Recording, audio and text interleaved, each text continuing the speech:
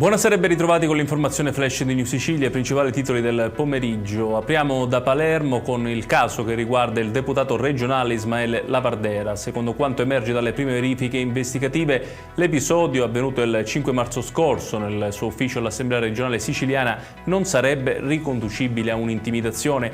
I mozziconi di sigarette trovati sopra una spilla con Falcone e Borsellino sarebbero stati infatti lasciati dal personale delle pulizie.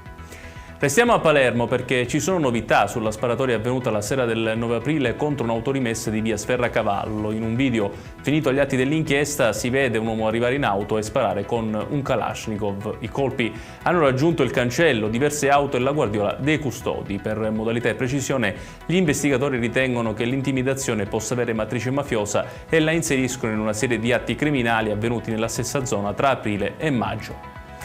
Dalla regione siciliana arrivano quasi 12 milioni di euro per rafforzare i servizi di assistenza all'autonomia e alla comunicazione destinati agli studenti con disabilità fisiche o sensoriali delle scuole superiori.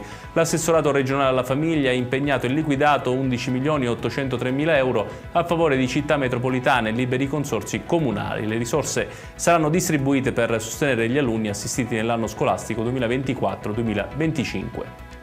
A Catania invece la polizia ha arrestato 2 minorenni per rapina aggravata. Secondo la ricostruzione i due hanno minacciato un gruppo di coetanei nei pressi di Corso dei Martiri usando 2 pistole senza tappo rosso e un coltello a uncino. Per evitare conseguenze peggiori uno dei ragazzi avrebbe consegnato 20 euro. I due sono stati poi fermati dalla Digos e portati in questura.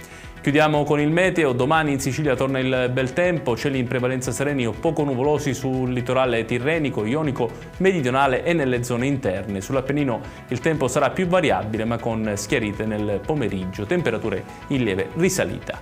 Ed è tutto per questa edizione, tutti i dettagli su queste notizie li trovate come sempre sul nostro sito www.newsicilia.it. Grazie per averci seguito e buon proseguimento di serata.